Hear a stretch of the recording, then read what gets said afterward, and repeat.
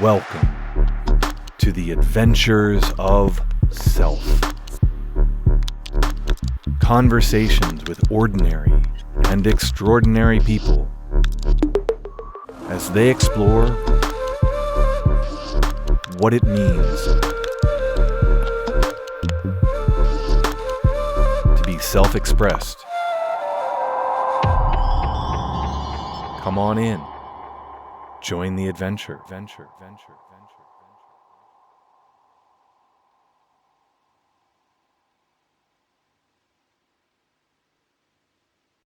So welcome, Amy Sinha, to the Adventures of Self. Thank you for having me. I'm very excited to be here. Oh, great. I mean, there's a lot to get into. And just to give a little overview, I mean, you have been a singer, I mean, almost since the day you were born. I mean, you did a lot of singing as a child, and went through a lot of difficulty in being, being the singer and medical conditions and being quite small and all the things that come around the confidence of being out in front and being a singer, and not just being a singer, but being a jazz singer, which is very complex. You released your own album about 9 or 10 years ago of all self-composed songs. You've produced songs in sort of the pop country genre, in jazz, collaboration singles. You have a charity you work with. You're a voiceover artist. And the thing that got me the most, and maybe it's almost a starting place, is your sort of saying mantra is that the impossible is always possible. Right. So Yeah. I know it's a big one to start with, but it kind of feels like, well, let's just kind of dive into that and what that means for you. It just means that anything that you want to happen can happen.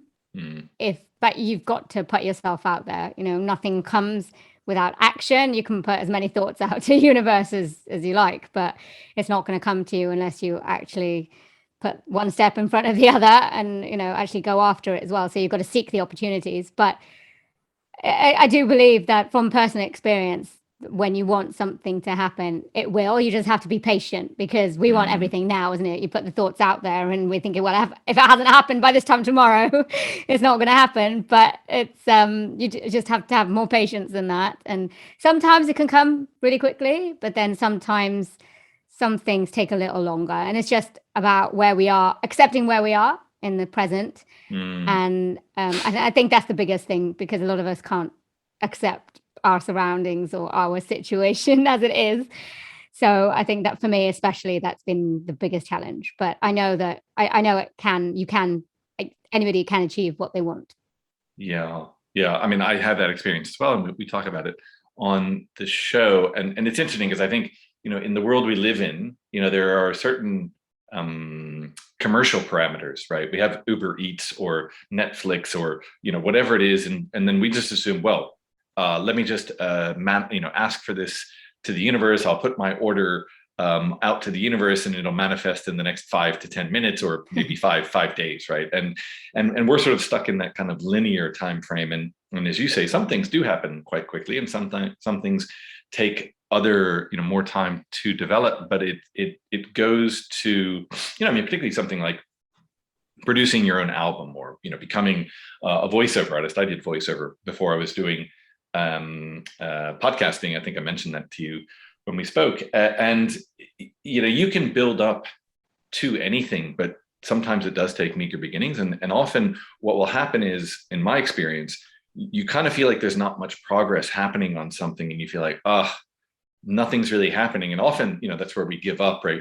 I learned my 3 chords on the guitar, and I'm not Eric Clapton after 6 months. I say, well, screw this, I'm done with it, right? Whereas sometimes you push yourself, or you be with something a little bit longer, and you all of a sudden find you've taken some amazing leap because you've stuck with something, and the calls start coming in, and things start to really click. Absolutely. And I think I noticed that more when I was a singer, because I've always been singing.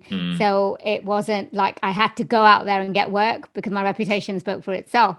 But when starting, I only started a year and a half ago, I guess, with voiceovers, and that was completely new. So not getting any work straight away was extremely new for me. I was like, hang on, what do I have to do now?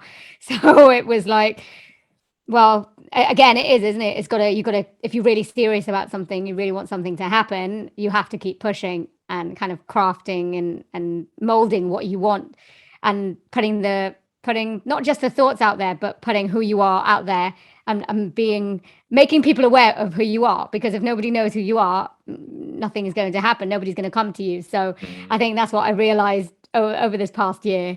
I've had to put myself out there again in a different way that I hadn't even thought about, because it was so easy with the singing. Yeah, I mean, although I'm sure there was a time when, you developed a career for yourself in singing, but there was a time many years ago when you first getting started where, again, you were sort of just starting out, and there were many people who were more experienced, or had more recognition than you.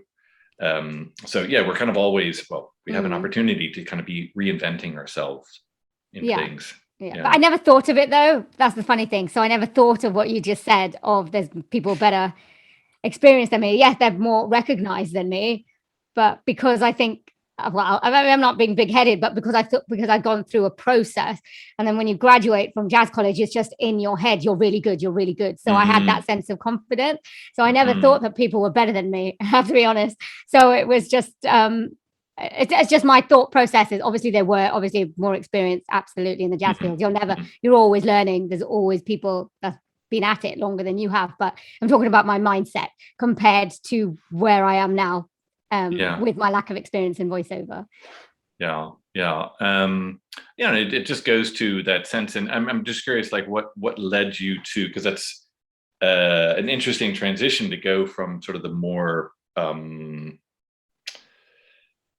production artistic side of singing, and you were composing your own songs. I mean, a lot of people who start out in jazz, I think that was one of the things that really stood out for me, because a lot of people have amazing voices and get stuck into singing, whether it's pop or jazz or whatever. And jazz is a very complex singing style. Pop can have amazing range, and you've got to have very good key, although a lot of programs really help some more challenged voices in that these days. But anyway, we'll put that aside and assume that an amazing pop singer has an amazing voice. But the song structure of pop is much more simple than jazz. So from what I know, from my understanding of music and a little bit of experience in it, a lot of people who start out as jazz singers are often, they're singing the standards, right? Because it doesn't have the 40 million hits of a pop song. And so if you're going to get recognition, often they say, well, let me sing a Ella Fitzgerald song or a Frank Sinatra song or whatever it is, right? To gather myself up. And you chose for your debut album to compose all your own songs, and about your experience. Yeah. Well, it was going through exactly what you just said. So I spent years, I memorized 200, 300 standards, and going out there in jazz clubs and singing with live musicians the same songs again and again. What made, I never thought I could write my own songs. I started off with poetry.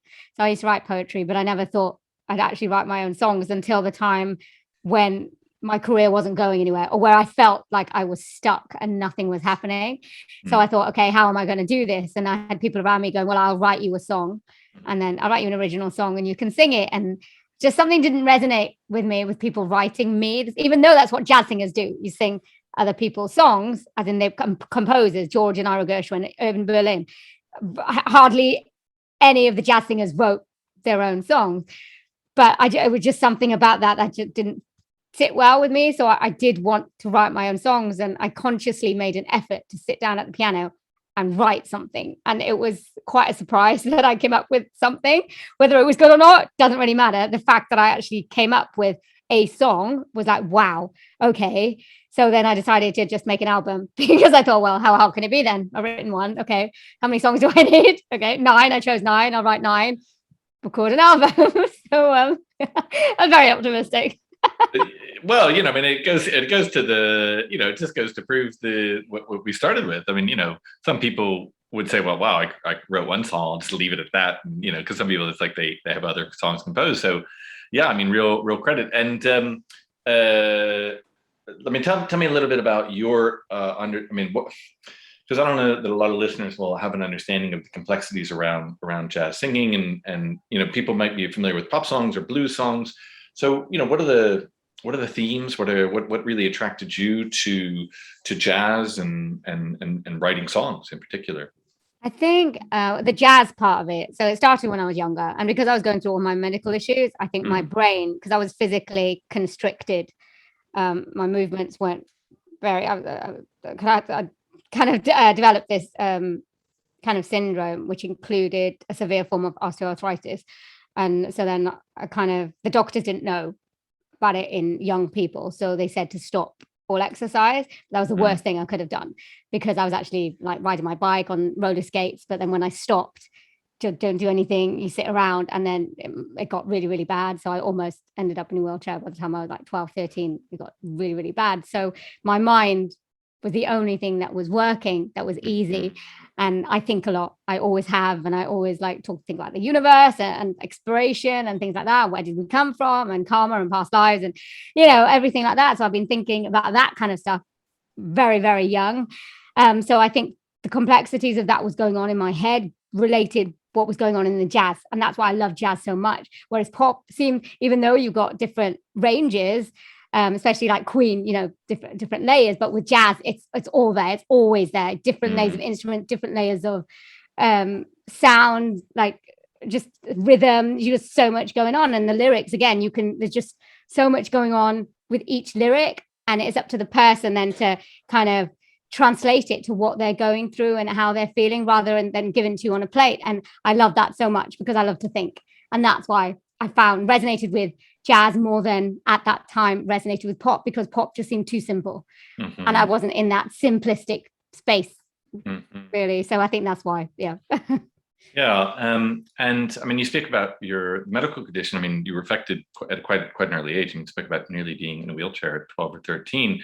You had a rare medical condition. You were nearly blind from it. It was a nerve condition. You couldn't feel hot, cold, or some pain. And you said developed osteoarthritis, which is something that, from my understanding, is usually associated with older women who hadn't had enough calcium. And so it's quite remarkable that a young child would develop that, and what that meant for you at the time. And I mean, it sounds like you kind of had your mental realm as a bit of a refuge, and what's interesting is that then became sort of a powerhouse or a store for what you could develop from that into your own music and your own career. Yeah, I think that's what that's what happened. But I kind of was blocked. I didn't want to talk about it. So I think as far as songwriting was concerned, I didn't start at a young age, and maybe I possibly could. So it took me a while to kind of delve into that and kind of just be a bit more open. I mean, the songs from the first album weren't really about feelings, or more about thoughts from my head. So probably some people think it's a bit weird, because it's not like your everyday kind of song that you hear. But for me, it wasn't really about everybody else. I mean, when I wrote it, I just needed to get the thoughts out there, and that's what those songs are. I mean, later on is more about my feelings and how people relate. I think they'll probably become more popular than the last album. And I mean, in that songwriting process, and perhaps in your poetry as well, do you have a sense of using? I mean, you're kind of saying it's to process your thoughts, and I mean, I assume it's not just sort of like, well, let me just sit down with a pen and write for 5 minutes, I'm done, because then you've got to compose that into a structure of a song and a mood, an emotion. We're kind of used to, well, we can imagine sort of anthem pop songs, or ballad sort of slow songs, and jazz really has quite a range and often within one song. No, it does. I guess I kind of, how I start writing. So I think of what I want the song to be about, and then when I've got the theme of the song, then it just seems to come.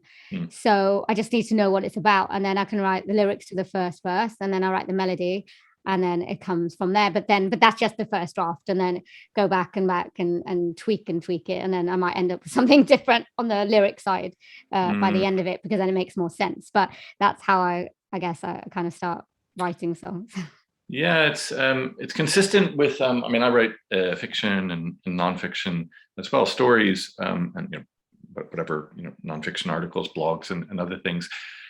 And my mentor, one of my mentors in writing, says exactly that. That if you start with a theme, and once you are clear on the theme, I mean, the theme may be lost love or redemption or whatever it is.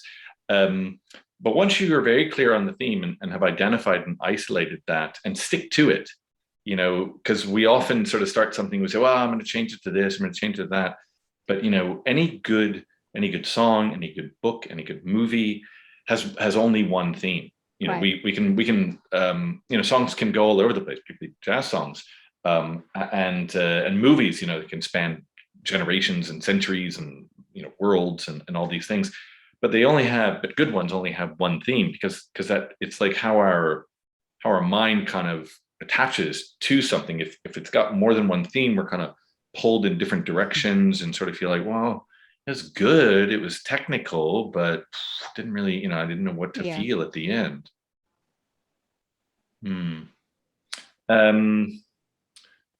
Yeah, and from that, it sounds like you then worked on collaborations and started, sort of branching out more into country and doing collaborations with composers in other places as well. Yeah. Yeah, well, I did the collaboration with Guy from New York. That's actually the songwriting collaboration. So he actually did write the song, but so it was a jazz single. I think you probably, out of all my songs, you could probably tell which ones I haven't written and which ones I have written, because it's probably not really my style of writing. But it was a bossa nova. It was a lovely song. But then I think after that, I think I was kind of working through issues, and I've kind of worked through them enough to, my mind was then, I've always never, I hated the word complicated, to be honest with you. And I just wanted to get away from complicated. And I found that at that time I was moving in the direction of simple. And I think I felt like jazz, I didn't need it anymore. Even though I loved it, I just wasn't resonating with it in the same way. And that's when I found world music and country rock, and I just loved the style then of country rock. And I think watching Nashville, the TV show, I kind of like really got into that mindset. And yeah, I loved it. I loved that then. I love that storytelling. So it's got another type. So I mean, you got country, which is again about storytelling, but in a different way. So in a more simpler way than you got jazz. So I resonated with that. So then, I wrote a couple of country rock tracks. I like that. Yeah, and I mean, it sounds. I mean, one of them in a sort of a radio show competition, won number 4 in a world music stage, and it's interesting to think about how because that career. I mean, sometimes we think we're going to do one thing, and as we change, right, as you go from, like you said, maybe you're dealing with complex issues from your childhood and you weren't quite sure how to deal with those, and eventually they came out in thoughts and writing, and as you started moving in yourself from a more complex to a simpler way of being with yourself, then that translates to the music that attracts you. Right. Yeah. No, I think it did. And I just didn't, and it was also the kind of industry. I didn't want to kind of be around that anymore. I think the music industry in itself is quite obviously male dominated, like a lot of other industries, and it was hard work. And a lot of especially my 20s into my 30s, I spent a lot of time depressed, because it wasn't really the best environment to be in, because a lot of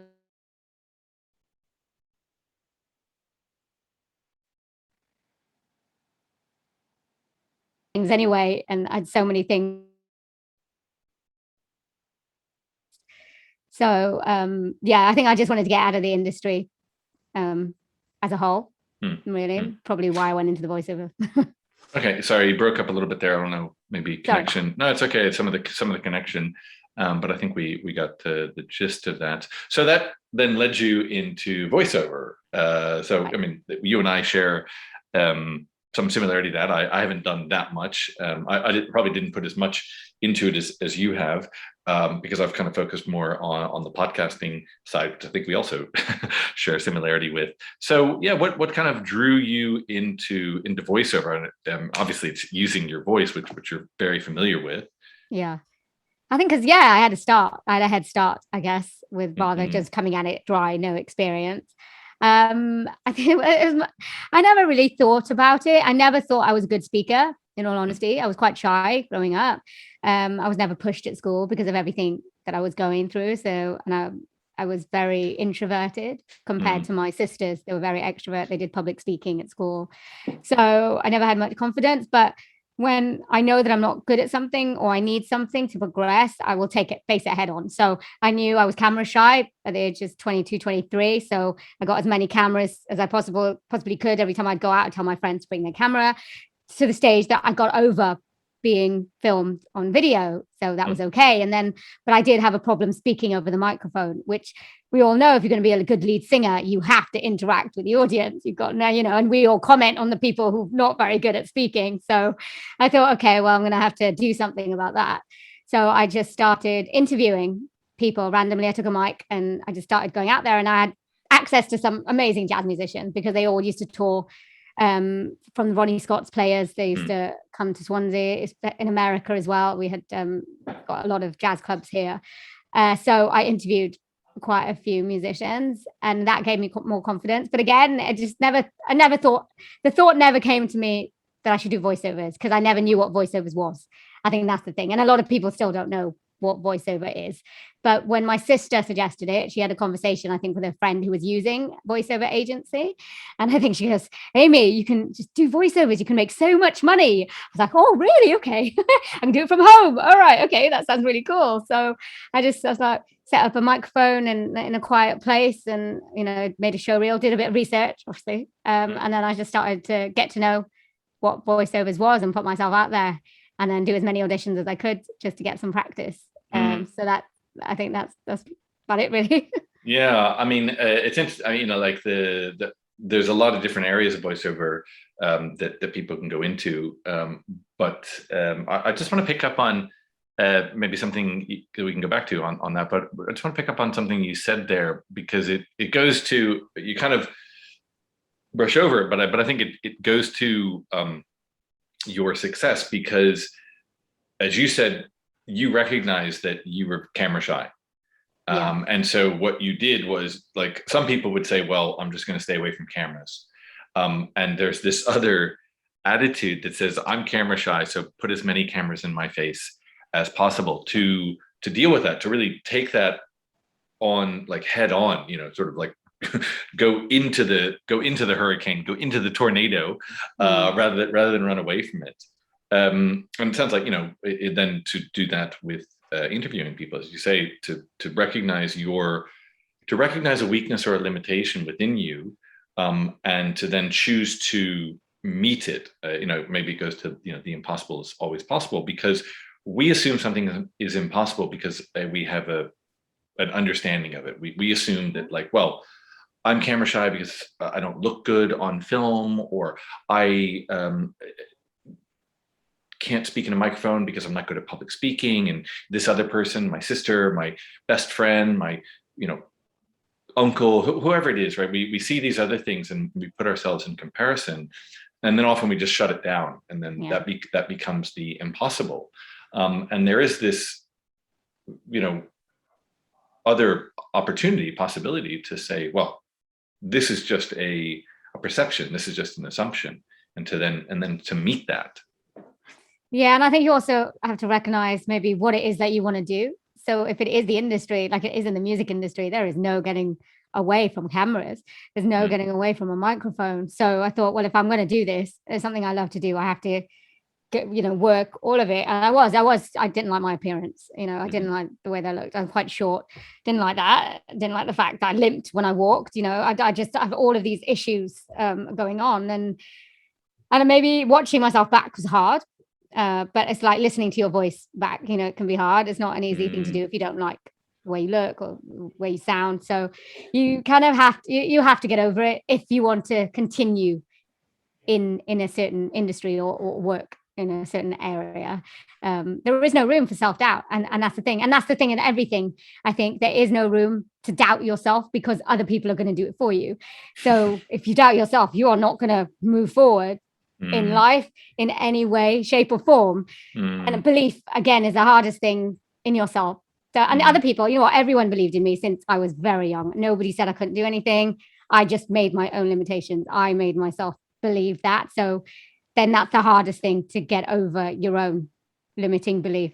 Unless you recognize it and say, well, it's okay. Yeah, I get it. It's going to be hard, and I'm going to take it one day at a time, but I'm going to deal with it. And then hopefully by the end of it, I'll get further than where I was. Yeah. I mean, that's very in line with a lot of stuff we talk about here on the show.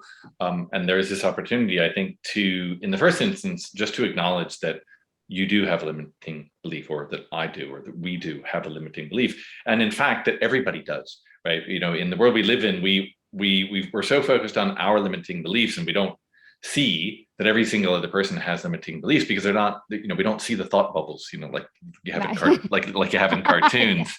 I saw this you know, meme the other day on whatever, some social media, and it was, you know, a crowd scene with, I don't know, 50 people or something walking, 20 people walking down a street, and everybody had a thought bubble that said, oh, everybody else has their life together and mine's falling apart, right? And it's like, but everybody obviously had the same thought and assumption that when you look around, you go, well, that person has their life together. This other person clearly has their life together. You have no idea that person could be completely falling apart inside, and just, you know, maybe just look good from your perspective. Yeah.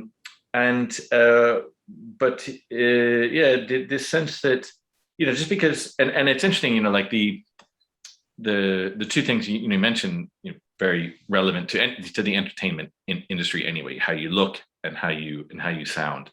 And we don't really have an appreciation for that, because the way when we speak our voice, because of I mean, you can probably speak to it better, the timbre, the resonance within our head makes our voice sound completely different from how it sounds coming out of our mouth. And we're not standing in front of us, if we're not standing in front of ourselves to hear our voice. And so when you hear a recording of it, 99.99% of people go, oh my God, is that how I sound? That's awful, because they've never really truly heard it before. And I know from my perspective, when I was starting to do voiceover, I was creating my own auditions. I was standing in front of a microphone speaking, and then I'd have to go back and listen. Oh, I got this word wrong. I stumbled there. I stuttered there. I didn't pronounce this syllable. I've got to redo that.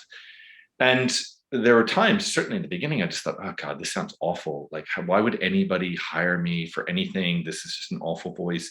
And I think, maybe this is, I think professionals do this with a lot of things. Anyway, you have to get to a point where you are, in a way, sort of neutral, objective about who you are, how you look, how you sound, because we bring all this baggage to it. And yet, how you view, if you listened to another voiceover artist, or you listen to another jazz singer, right? You would look at it from, well, here's my encyclopedia of understanding about what jazz can be, or what, the options for it. So, well, what is this person doing? Are they in tune? Are they carry a tune? Do they have dynamic range? What's the quality of it, rather than coming to it, well, I don't like it because, sometimes we do hear things or see somebody who's a bit awkward, but actually after a while we say, oh, that's actually really cool. It's really unique and interesting. Yeah. I don't know. I just sort of riffing there. I kind of went on for a bit. No, you're absolutely right. But then we all make judgments compared of what's going on inside of us. So, I mean, I take singing as just the perfect scenario, because we all judge. I mean, you've got those reality shows, isn't it? As soon as somebody opens their mouth, you're judging how they sound. And I don't like that, because, no two people are the same. So, and it's only our perception. So what our perception of somebody sounding good is not somebody else's perception of somebody sounding good. So what makes ours right and theirs wrong, or vice versa. So I think it's a strange world we live in, that we kind of do this to ourselves, and bring ourselves down because we think we're not what the world wants. And I think this is where maybe when you have to trust yourself, and it's my situation, I kind of had to trust other people, because I actually thought my speaking voice was awful.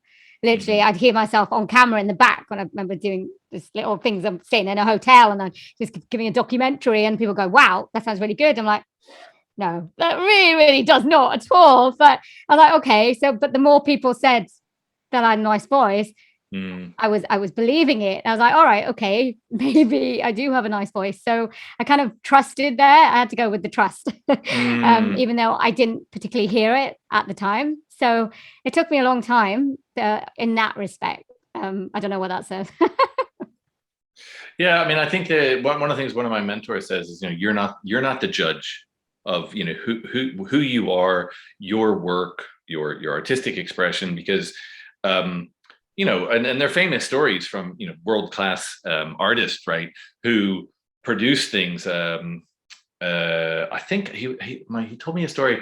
Bob Dylan produced an album a number of years ago that won him the Grammy, but when he produced something, I think it was he sort of he'd been producing things for 50 years, 60 years, I guess, nearly, and went into this studio to produce something. Did a collaboration with somebody. I can't remember who this was or which album, but I do remember the story. And he came out and thought, it's pretty mediocre, right? And sent it on to his producer, thinking like, well, look, we're gonna have to retake this, and we're gonna have to do all this stuff. And the producer said, this is out of this world. This is, you've really outdone yourself. And it, was hugely commercially successful and critically successful as well. And it just goes to show, here's somebody who's got 60 years experience, like, one of the most recognized names in the music industry, and yet he's not able to see where his work is that much better than what he imagines it to be. Yeah. That's it. Is when you're seeing it from a different perspective, it's like, even if you go through something, you don't appreciate it. Whereas other people are coming from an outsider point of view going, wow, that's really amazing what you've done, or everything that you've achieved. And you're like, well, no, not really. It's because you're living it. So you don't see, maybe the enormity of something, or the beauty of something. And I think this is where outside, like especially when you're working, especially on creative things, or when you have a project, it's good to have outsider input in it, because they're coming from a different point of view, and you're just too stuck in it to see it. So whereas some people get stuck in their head, they go, no, that's amazing, what I've done is so amazing. And then you get people going, is it really? And they don't want to hear it, do they? Because no, this is what I've done, it's just really brilliant. It kind of works both ways. Yeah, it definitely can cut both ways, for sure. I know also from my own perspective, I'm no Bob Dylan, obviously, but sometimes I'll be like creating a post, or sharing, writing an article, and often for me in particular, it's when I'm at my most vulnerable, when I portray something that makes me feel uncomfortable, because I'm exposing or laying something to bear that I think it's too raw, it's too personal, it's not relevant, but something in me, and I haven't always been like this, but something in me compels me to write that. And I just think, oh, well, this is just awful. This is just people are gonna come out with me with pitchforks and torches and burn my place down. And often it's those times when people say, wow, this resonates the most. And this really spoke to me, and thank you so much for writing this. And not always, but that happens much more than the times when I write something and I think, now this is good, and I polish it, and I think, this is really good and classy, and then I put it out and it's like one view, crickets. Yeah, I liked your other just a little bit more, but yeah, nice of you to keep, continue putting stuff out there. Yeah, it's funny that, isn't it? I think maybe we maybe after more like raw emotions. I mean, I know from my point of view, you get, for example, you get Valentine's Day and you get all the love stories, and you're just like, oh my God, literally, I just want like a mallet and just to whack people over the head because they're just so happy and they're just so like, it's irritating almost. Well, that's how I used to be. I'm not like that now, but I used to get so irritating. I guess so it's very, very British, like for non-British, I do have a decent like American and international contingent, and it's so. I mean, I've lived in the UK for years and years. It's so British, you see this thing. It's like everybody's so happy, you just want to take a mallet to it. Yeah, because it's just annoying. It's like, why are you so happy? So I think sometimes when you're feeling more depressed, I guess, and you're kind of putting it out there, you become more real. I guess a lot more people can, because not everyone, I mean, happiness probably is what we aspire to be. And I remember I wanted to be happy every day, but it's not possible. That aspiration to be on a cloud 9 every minute of every single day is something probably not going to reach. So I will settle for just happy some of the time when I can get there, basically. So I think, but the emotions that we all tend to feel more regularly is probably the more negative one, because we've trained ourselves in, and that's the way the world is. Everything is hard. Everything takes a long time. You're not going to get there overnight. So you keep affirming all these things, goes into our head. Yes, we have to work really hard to get our money, or we have to go through hardship to get the love of our life. If it's easy, then no, it's not worth it. No. And then you go through that way of thinking, and then you come to the end of it going, oh my God, you get exhausted going, well, why can't it be easy? Why does something have to be so hard? But you have to go through all of that to actually reach that realization of, no, I don't want the drama anymore. No, I want things to work simply. I don't want to work 24 hours a day to earn money, decent living to live. So, you can. And you can, yeah, exactly. You can create those things. You can create beautiful relationships without lots of heartache. And I think as you and I were speaking, one of the things that, because you were speaking about like the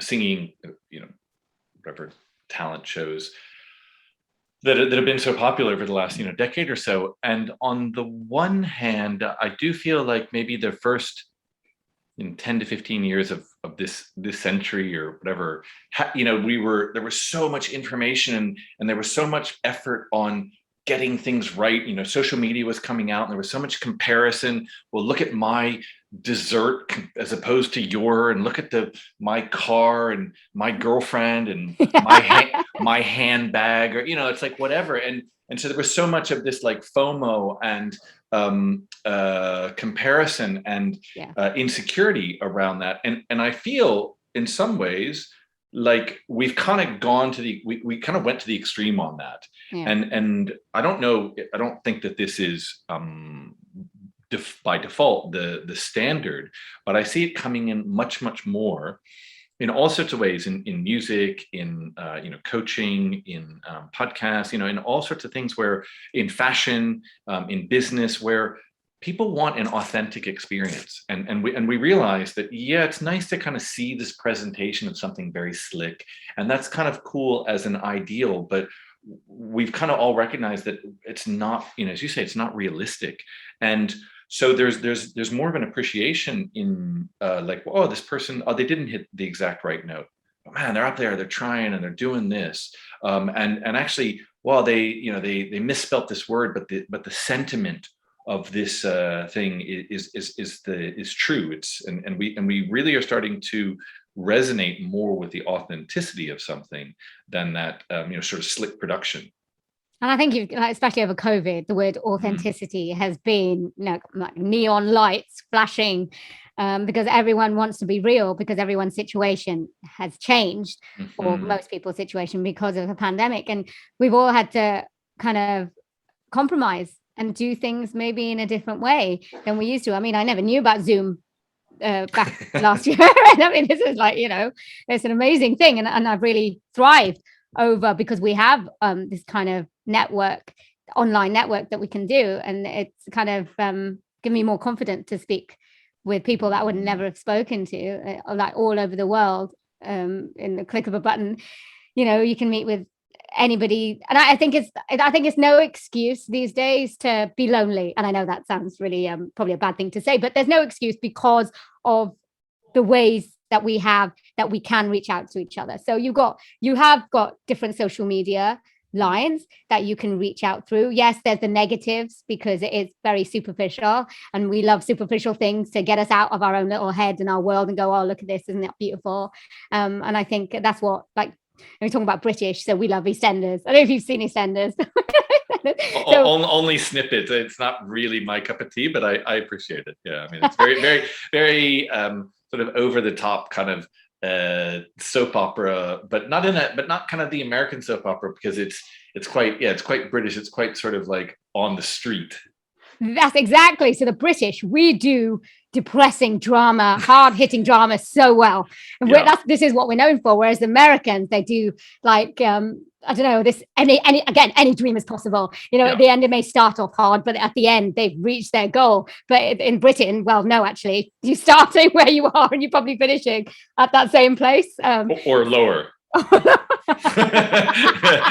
and people cheer and they say, oh, fantastic. Just like my life. Oh, so good to see it on screen. Yes. Only in Britain can we do that. I mean, it's just got, sense. Yeah. There's something about the gray skies. I mean, I'm looking outside now. There's just like this cloud of gray. People always say to me, they say, oh, I mean, I'm sure actually in Swansea, where you are in Wales, it does. But people say, because I live in London, they say like, oh, it rains all the time. And I say, no, actually it doesn't. It really doesn't rain that much more than a lot of other places. And we do have some drizzle, but it doesn't rain. I say, but it is gray. It's gray. And, I mean, it used to be sort of the fog from all the factories and everything, but it's just clouds just come and, maybe they dump their rain in Swansea and Bristol and all that. But by the time it gets over, just a couple hours east, there's not a lot of rain, but it's just kind of this soft gray cloud that just kind of hovers over all of existence for 9-10 months of the year. And that's why there's so much of a difference when the sun comes out and there's a heat wave. So you can see people's attitude changing, can't you? And it's but I think it's good because I know people, I've got a lot of friends in Florida, and they get the sun quite a lot of the time, and you can tell their attitude is a little bit different to what we are now. But I think we maybe gave a bit more perspective, having gone through the negative for like 10 months and then have like the sun shining through at last for like a couple of months of the year. So I think that really does maybe brings us resilience. I mean, maybe the British does have more resilience than maybe the rest of the world. I don't know. Well, certainly compared to America, I think that's true. I mean, there are places in America that have difficult weather and they're a bit more. But it's true. I think weather does really impact like how people deal with their circumstances. And to your point, I mean, when the sun does come out, I don't know. I mean, maybe there are some other countries that do this, but it would be very few that would be like go from the dour kind of low, depressing, sort of reveling in in the low to all of a sudden the sun's out and it's like you've gone from Jekyll to Hyde, and the Brits will take absolutely every advantage of it and celebrate. And it's a glorious thing to see, right? Because it's lovely to see how people the change with the seasons or with the weather and in themselves, right? Because it's like they take that on very poignantly. Yeah, but sometimes it's not good because the UK, we do get quite bad weather a lot of the time, and especially in Wales. Oh God, it does. I mean, you talk about it rains a lot. And I was trying to make this thing where I'd look at the weather, and if it was raining I wouldn't go out. I'd like plan things around the weather, and then it was like, Amy, you can't do that. I was like, no, I'll be stuck in the house like all the time because it just literally does rain all the time. So I think we have to get that, because we complain a lot and it is a little bit boring, even from my point of view, to keep going on and on about it. Oh, isn't the weather bad today? Yes, it really is. So I think you just have to get out of that mindset, out of the restriction of weather mindset, and kind of go out no matter what, feel uplifted, even if it's raining heavily, there's thunderstorms. It's okay because it's part of nature and it's a great thing. it gives greenery to the grass and the sheep. Our Welsh lamb is just really tasty, and we're now making a deal to sell it to America. So there's a lot to be said. Yeah, it's true. The like one of the things that I learned when I got here, and I may have heard it elsewhere, but it really does come out here, because there's such a tradition of walking, of being, because of the weather. Some people do say, well, it's raining, or it might rain, so I'm not going to go out. But a lot of other people just say, well, I'm going to go out regardless. I cycle everywhere. And so, you have to have, rain gear, otherwise you're going to walk around in potentially very, very wet clothes. And in the winter months, that can, cause pneumonia or whatever. And one of the things that they say here is there's no bad weather, only bad clothing. Yes. That's it. You just got to dress for the weather, which I never got good at. I don't know why. I don't know what's wrong with my head. Seriously, I'd like to turn up to the beach with like 10 degrees or below that. And I think I saw Sex in the City too many times, because in my head it's like, no, we're going to the beach. I'm going to wear as little as possible. And then my friends always used to take extra clothing so they could put it on me. Like, come on, Amy. Yeah, no, it's true. Yeah, we don't. Often in Britain, you can have 4 seasons in one day. And this is great, because I don't have a lot of Brits on the show, although I've had a few. But this is you were saying, this is a classically British conversation, because we're spending a good portion of it talking about the weather. Let's move on then. Okay, fine. So what's next for you? And I'm just curious. What attracts you? Because you've got your own YouTube channel, and doing interviews as well, as you said, with some jazz greats. Because you've got connections with Ronnie Scott's, and just curious, like what's driving you and sort of on your horizons. You know what? And I'm going to come up with something which seems like I'm not actually answering you, but I really don't know. Because I kind of do things when the thoughts come to when I get the inspiration, and then I go with it. So I have absolutely no clue. I kind of continue with the voiceovers, because I'm really loving to do that. And when the singing, when the opportunity comes, I'm not so much in it, but if the opportunity arises, then I will. And I just want to, it's been a long time. As I said, I haven't talked about everything I've gone through, everything I go through on a daily basis. So that's been hard, but I've been kind of doing that for the past year now, and specifically this year, just to make myself maybe learn more about myself as well when you talk to other people about it and get other people's perspectives, and also to become just more comfortable and more happier than I was this time last year, I think, when I was setting out, and I think just doing more of that, and just to kind of taking one day at a time, and just taking the opportunities when they come. And I kind of made a list of things that I want to achieve, and just ticking them off one by one, I think. And is your list like of what you want to achieve in the next month, in the next year, in the next 10 years, or is it a mix? It's just as a whole. Like, I've always wanted to go to Scotland, so I'm going to do that next week. I have the opportunity. So you're from Wales, and you've never been to Scotland? No, I know. Wow. I know. Do they not like jazz up there? You never toured up there? I never. They love jazz, and the Scottish people have come here, and I love the Scottish accent. I'm kind of actually a bit obsessed with Outlander, so but I'm going up there. So things like that, just things that I've always wanted to do. I do like traveling. It's hard for me to do, but everything is workable. You see, everything is workable to do these things. So just putting one step at a time, and just making it happen. Was that something that, because you say travel's hard for you, is that something that was a challenge in your music career as well? Because obviously most, it's very rare, although maybe a little bit more so now, but still the thing that makes musicians is going out and playing live. Yeah, and I couldn't do that. I couldn't go travel. I couldn't travel because everything needed to be prepared, and everything. I can't just, and it's horrible to say this, but I couldn't just go like sleep in a room in a flat in London for a night. Everything, I've got contact lenses. Just the way that I am, I kind of hurt myself a lot. So everything has to be clean. Everything has to be spacious. So it takes preparation. So traveling isn't an easy thing, and unless I'm prepared in advance. So it's true, I didn't do a lot of that. I shied away from it, which it kind of hindered my music career, really.